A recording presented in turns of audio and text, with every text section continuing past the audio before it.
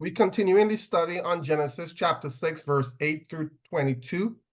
But Noah found favor in the eyes of the Lord. This is the account of Noah and his family.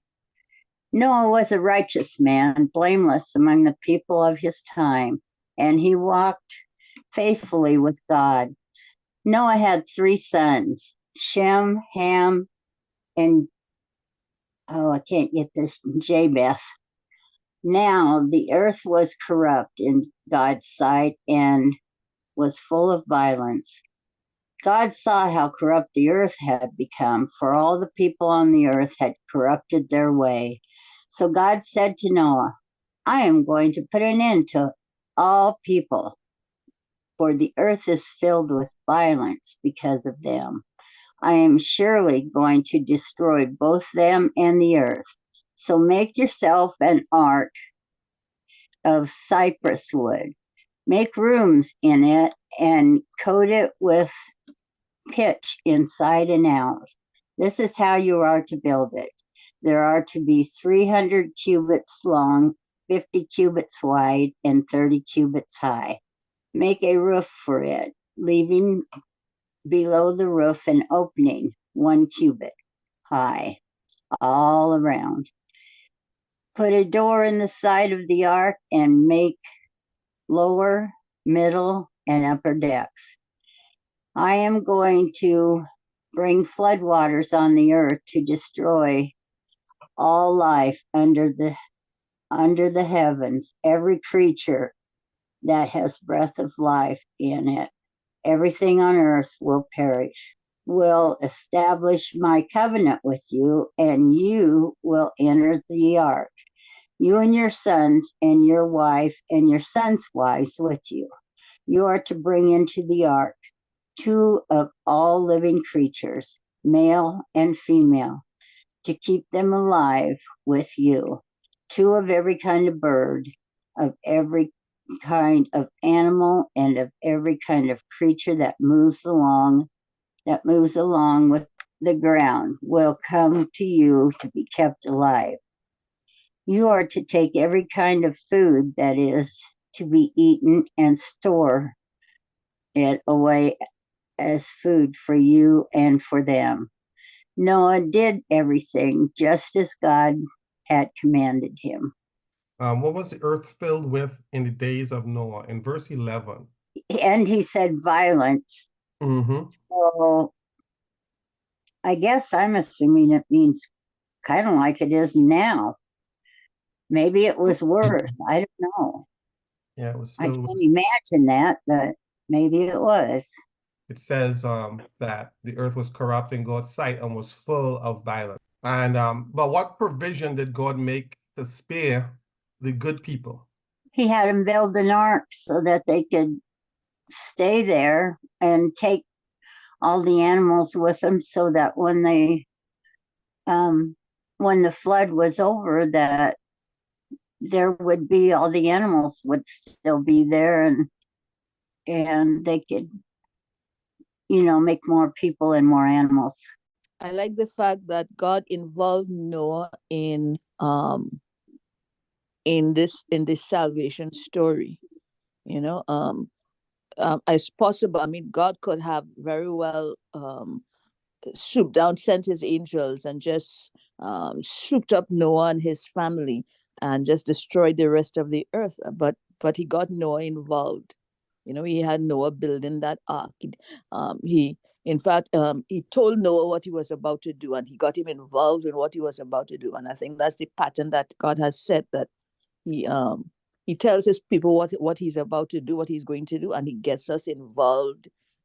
He wants us to be participants in what he's doing. It's a relational God, he wants to be, he doesn't want to be, he doesn't want us to be controlled robotically, he wants us to get involved, and partner up with whatever he's doing and whatever he's about to do, Right. That's so good.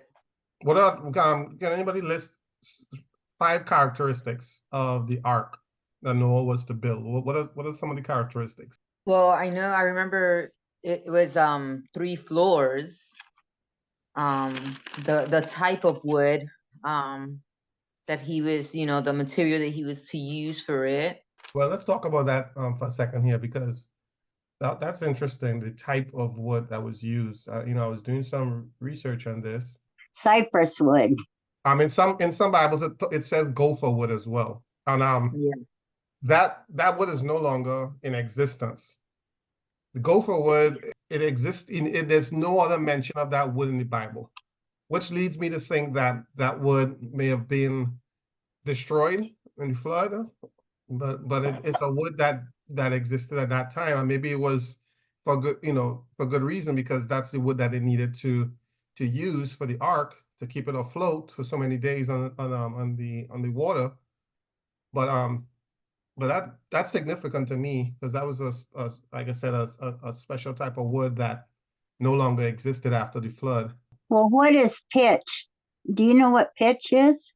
So there's not the pitch that we would think of now, which is a byproduct, I believe, of petroleum. But this pitch was formed from coal. I thought pitch was tar, like a substance of tar, which, yeah, it's like a form of petroleum. And you're probably right, it's probably made out of coal. It says anyone who takes the time to consult a reasonable dictionary of geology will find that pitch can be extracted by distilling or heating wood. So coal, no, coal is like burnt, like something that's been on fire for. It's like burnt charcoal. Right. So that's what I'm talking about, the charcoal. So back then, the pitch that they were referring to was made from charcoal, not from petroleum, not from the what we call the black gold that we use now to have all these to make all these byproducts. The original pitch that they used was made from distilling or heating wood. Gotcha. Yeah.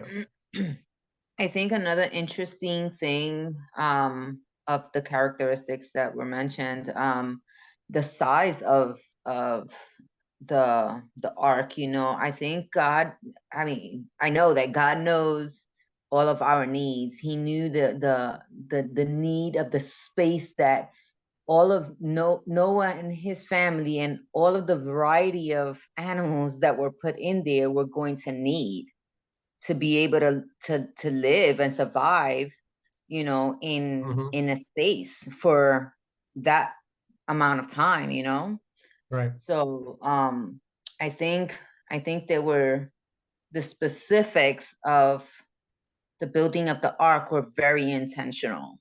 Yeah. Well, it said with purpose.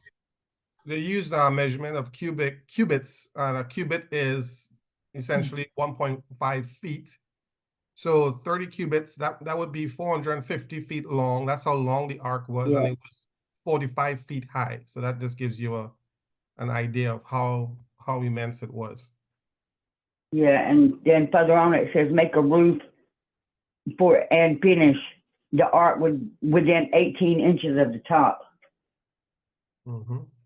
And I think one young lady said that it had three floors or 3 decks, the lower, second, and then the third, or the upper deck.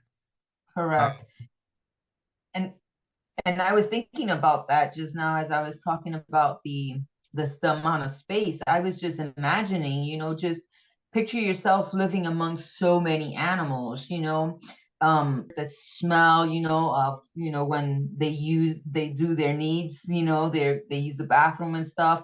I imagine that they probably had one deck for all the animals. And so that way the humans weren't living among all that, waste and everything and smell and all that. And then the humans were probably living in the other one. And I don't know what the other one was for, but it was just a spacious ark, so that they can have a life, live in there. What is a covenant? We know that God made a covenant with Noah. If you look in verse 18. Promise. An agreement. What were the terms and conditions of this agreement? Well, that they would stay in there until the floodwaters went down. Wasn't that one of the agreement? Surely, yeah, I think that was an agreement. and that they would bring all the creatures in with them. That was probably part of the agreement too. And that they would continue to be faithful to him.